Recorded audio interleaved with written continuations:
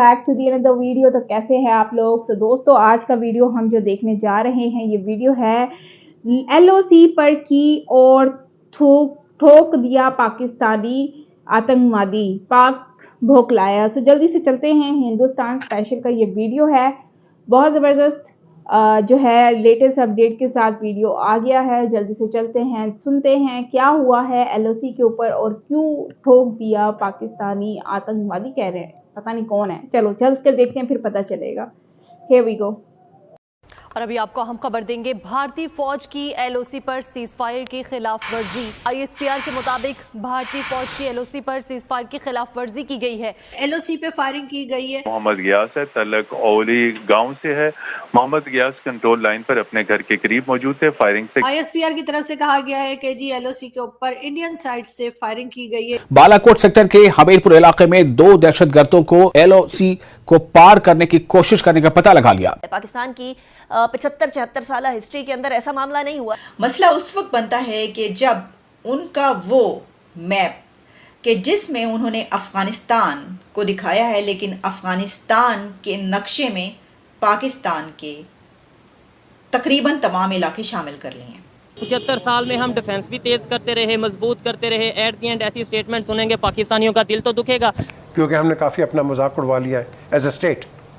ये बहुत बड़ा मजाक उड़ गया है। बड़ी रेयर मूव हुई है जिसमें यूनाइटेड अरब एमिरेट्स ने पाकिस्तान के अंदर जो चर्च जलाए गए और जो घर ईसाइयों के जलाए गए उन पे क्रिटिसिज्म किया और कहा है कि वो इंतहा पसंद पाकिस्तानी जिन्होंने ईसाइयों के चर्च और घर जलाए उनके खिलाफ एक्शन लें।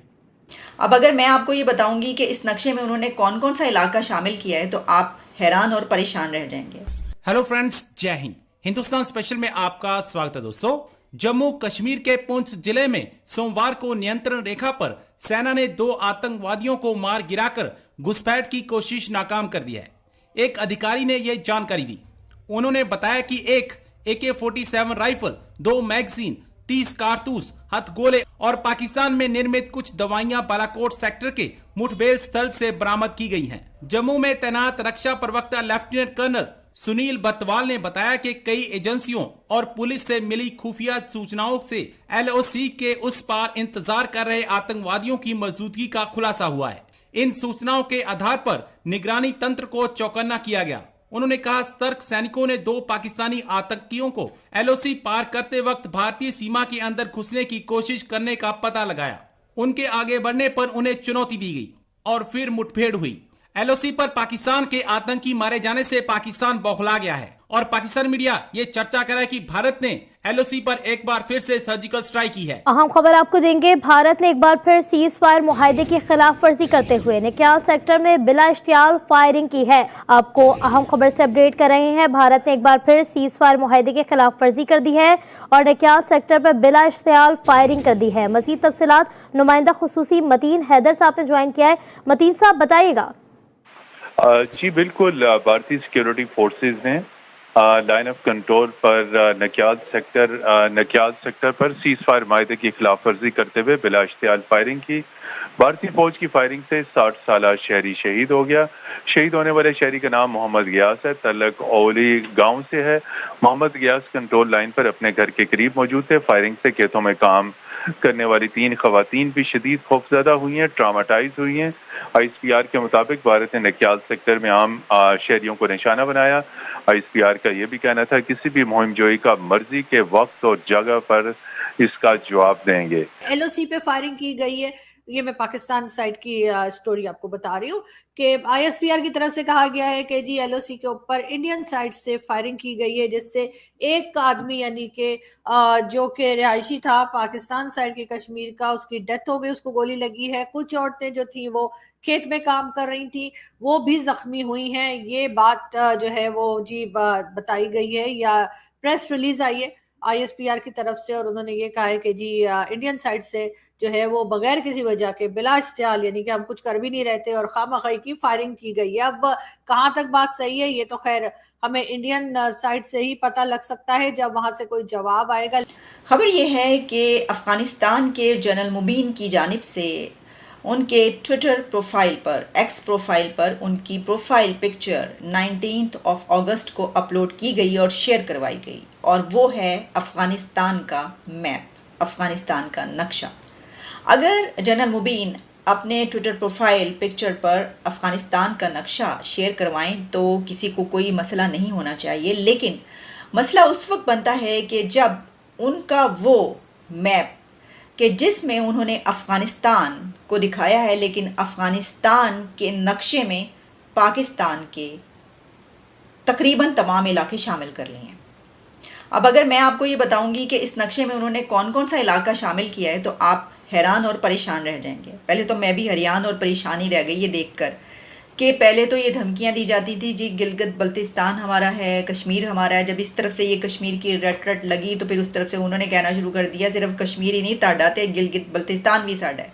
अच्छा, फिर कोयटा, बलोचिस्तान और गवादर, ये सब की तो बात होती है, लेकिन जो उन्होंने अपना मैप लगाया है उसके अंदर गवादर, बलोचिस्तान, कोयटा, लोरालाई, खैबर पख्तूनख्वा, KPK और डेरा गाजी खान तक, यानी पंजाब के इलाके भी शामिल कर लिए। यानी कि जो पाकिस्तान का वो नक्शा रह गया उसमें इस्लामाबाद ही नज़र आ रहा है, पाकिस्तान में इस्लामाबाद नज़र आ रहा है। तो इस्लामाबाद जिनका है, पिंडी इस्लामाबाद, वो रहेगा उनके पास, तो बाकी वो कह रहे हैं वो साड़ा आएगा। तो जनरल मुबीन ने ये जो नक्शा शेयर करवाया, ये सिर्फ नक्शे की हद तक बात नहीं है, क्योंकि उसके साथ जो उन्होंने लिखा है वो बड़ा ख़तरनाक है या वो बड़ा अहम है। उसके साथ उन्होंने लिखा क्या है, उन्होंने अपनी लैंग्वेज में ही लिखा है, लेकिन जब आप उसको ट्रांसलेट करते हैं तो आपको पता ही चलता है कि वो ये कह रहे हैं कि ये जो ज़मीनें हैं ये उनके आबाओ अजदाद, उनके पुरखों की ज़मीन हैं, उनकी अचीवमेंट्स हैं, उनकी फतूहात हैं। यानी कि वो गज़नी से लेकर अब्दाली तक और जितने उनके हीरोज़ अभी तक आए हैं, जिनको अपना हीरो कह रहे हैं, उन्होंने जितनी भी फतूहात की हैं और जितनी भी ज़मीनें उन्होंने फ़तह की हैं वो सब की सब उनकी हैं। और उनका कहना ये है कि अब हम इसको प्रोटेक्ट करेंगे। बाकायदा उन्होंने ये बात की, अचीवमेंट्स का है, उसको का है, प्रोटेक्ट करेंगे हम इसको।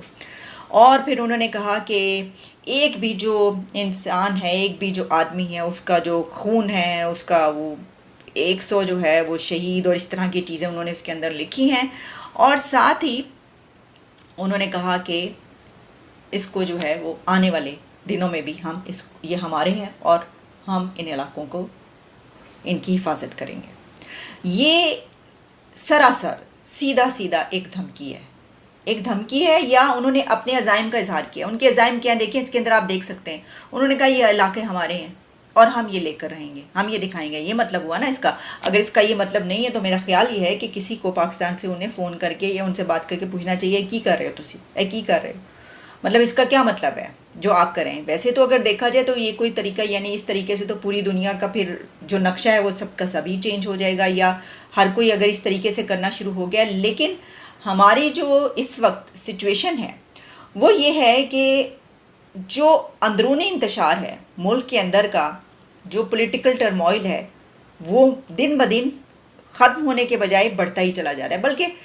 इसको इस तरीके से कहना चाहिए कि जो हमारी नज़र है वो किस चीज़ पर है, वो है कि असद उमर को गिरफ्तार कर लिया गया है। इसमें आपने देखा कि पाकिस्तान में जो LOC कश्मीर की साइड पर जो है वो एक फायरिंग हुई है इंडिया की तरफ से। मतलब ये खबरों में कहा जा रहा है कि इंडियंस जो हैं उन्होंने जो है पाकिस्तान की तरफ फायरिंग की है और यहाँ पर जो है वो बंदा जो है मर गया। अब टाइटल में तो आतंकवादी लिखा हुआ है, लेकिन जहाँ तक इस वीडियो में आइडिया हो रहा है तो इसमें तो यही खबर पता चल रही है कि एक आम आदमी जो है उसकी डेथ हुई है और उसको जो है फायरिंग हुई है। तो अगर वो आतंकवादी है तो भाई फिर तो कुछ कहा नहीं जा सकता, लेकिन अगर वो इनोसेंट था तो उसके लिए तो हम दुआई करेंगे। और बहुत दुख की बात है कि उसकी डेथ हो गई है और वो जो है इस दुनिया से चला गया। अब यहाँ पर अगर हम बात करें तो इससे पहले बहुत सारी फायरिंग्स भी हुआ करती थी LOC पर, काफ़ी ज़्यादा चीज़ें हमें देखने को भी मिलती थी। लेकिन अब जो है अगर अब की बात करें तो अब वो सिचुएशन अब नज़र नहीं आती है जैसे पहले नज़र आया करती थी। जिस तरह से पहले तो वहाँ पर लोगों का रहना भी मुश्किल हो गया था, चाहे वो इंडिया की तरफ लोग हों चाहे वो पाकिस्तान की तरफ हो। तो अब जाके वो लोगों को बहुत सुकून हुआ है जब से ये LOC पर फायरिंग होना रुक गई है। अच्छा, यहाँ पे दूसरी बात की जा रही है जो पार्टीशन की ना, कि पाकिस्तान के अब जैसे DGI डेरा गाजी खान का हिस्सा जो है बॉर्डर लगता है बलूचिस्तान को, तो ऑलमोस्ट ये सारी पट्टी जो है वो डेरा गाजी खान से लेकर बलूचिस्तान का हिस्सा सारा ऑलमोस्ट ही साथ आती है। तो अगर अब जैसे कह रहे हैं कि इसको अलग कर दिया जाएगा, उसको पंजाब अलग कर दिया जाए, सिंध का अलग लोग डिमांड कर रहे हैं, तो अगर इसी तरह से कंटिन्यूसली रहा तो पाकिस्तान तो टुकड़ों में बट जाएगा। मतलब पाकिस्तान का तो कोई वजूद ही नहीं बचेगा जो कंडीशंस देखने को मिल रही हैं। तो कहने का मतलब ये है कि पाकिस्तान को बेहतर बनाने के लिए, पाकिस्तान को सही स्टैंड करने के लिए हम सबको इकट्ठा होना पड़ेगा और पैरों पे खड़ा होकर अपनी कंट्री को स्टैंड करना पड़ेगा। अगर हम ही इसको तोड़ने में लगे हुए हैं तो पाकिस्तान को दुश्मनों की तो ज़रूरत ही नहीं है। पाकिस्तान तो ऑलरेडी तोड़ने वाले अपने घर में ही बैठे हुए हैं। और सबसे बड़ी बात यह है कि आप खुद हम डिमांड कर रहे हैं अपनी कंट्री को जो है वो एक कंट्री को वजूद लाने के लिए इतना कुछ फेस करना पड़ा, इतने लोगों की गरीब मासूम लोगों की जानें भी गई उस दौरान, कितने लोग अपने घरों को अपनी जायदादों को छोड़ कर आए। इस दिन के लिए आज अगर देखें तो आज पाकिस्तान का क्या मुस्तकबिल है? इससे तो बेहतर फिर यही नहीं था कि पाकिस्तान में एक भारत के साथ ही रहता और आज एक बेहतर ज़िंदगी जो है सबकी होती, और आज ये महंगाई का दौर जो पहाड़ टूट रहे हैं लोगों के ऊपर वो ना टूटते। तो इसके ऊपर दोस्तों आप लोग क्या कहेंगे कमेंट में मुझे ज़रूर बताइएगा। बाकी मिलते हैं नेक्स्ट वीडियो के साथ। Till then take care.